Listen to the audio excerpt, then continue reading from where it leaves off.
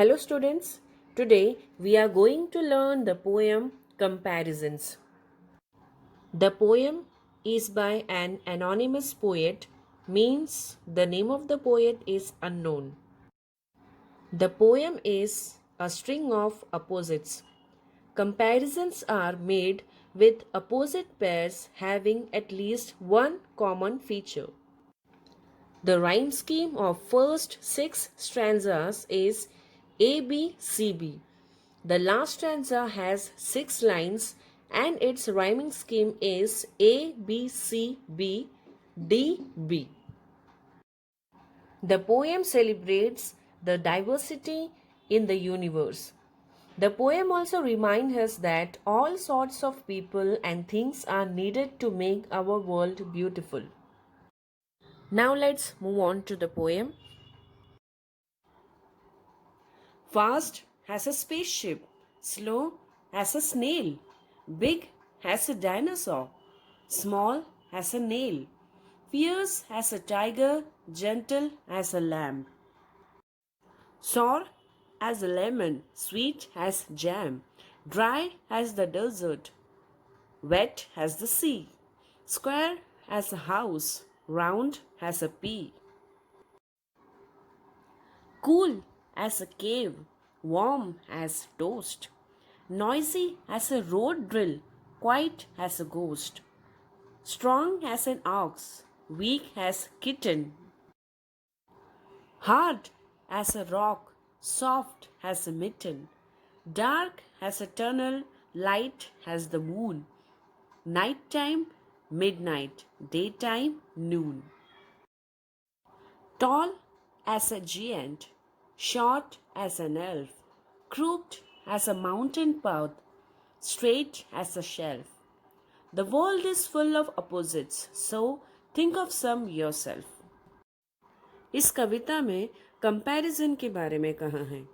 इसमें कहा गया है कि हमारी दुनिया में ऐसी बहुत सारी भिन्न चीजें हैं जिसमें कि समानता है।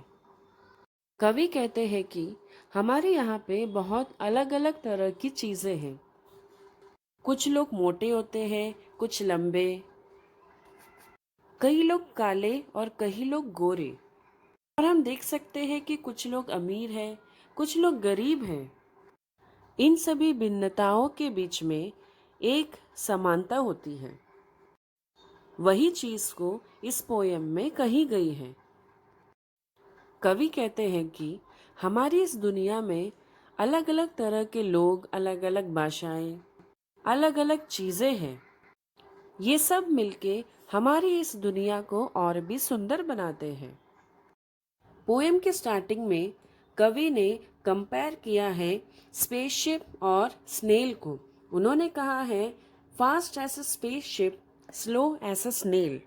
मतलब स्पेसशिप के जैसा तेज और स्नेल के जैसा धीमा चलने वाला। यहाँ पे कंपेयर किया है स्पीड से।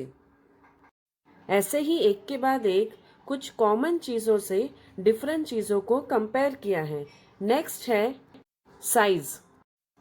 Big as a dinosaur, small as a nail. मतलब डायनासोर के जैसा बड़ा और नाखून के जैसा छोटा। टाइगर के जैसा भयंकर और लैम्ब के जैसा सज्जन। नींबू जैसा खट्टा, जैम जैसा मीठा। सूखा जैसे डेजर्ट, गीला जैसे समुद्र। इसका मतलब है डेजर्ट में जहाँ पे पानी नहीं रहता, समुद्र जहाँ पे सिर्फ पानी ही पानी रहता है।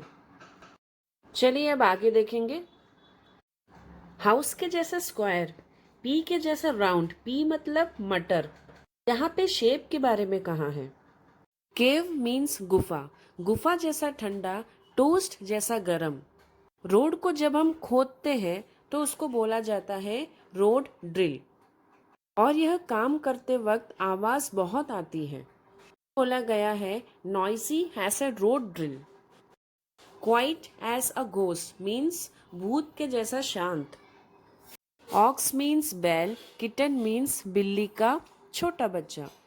तो यहाँ पे बोला गया है बैल के जैसा ताकतवर और किटन के जैसा कमजोर। उसके बाद है रॉक, रॉक मीन्स चट्टान। मिटन मीन्स दस्ताने जो कि हम हाथ में पहनते हैं।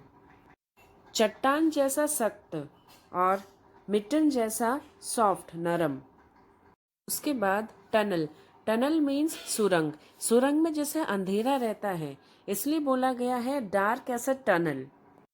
और चंद्रमा हमें प्रकाश देती है इसलिए बोला गया है लाइट एज द मून।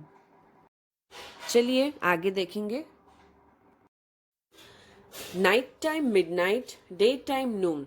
मतलब रात के समय को बोलते हैं मिडनाइट आधी रात, और सुबह के समय पे बोलते हैं हम नून दोपहर। टॉल एज ए जिएंट, मतलब जो बहुत बड़ा होता है उसको बोला जाता है जिएंट। शॉर्ट एज एन एल्फ, जो बहुत ही छोटा है उसको बोलते हैं एल्फ। जैसा कि आप सबको पता है पहाड़ी एरिया बहुत उबड़ खाबड़ होता है इसलिए बोला गया है crooked as a mountain path. Shelf means जहाँ पे हम पुस्तकें या फिर अन्य कोई चीज़ें रखते हैं। स्ट्रेट एज अ शेल्फ, मतलब शेल्फ के जैसा सीधा। कविता के आखिरी लाइंस में कवि ने कहा है the world is full of opposites so think of some yourself.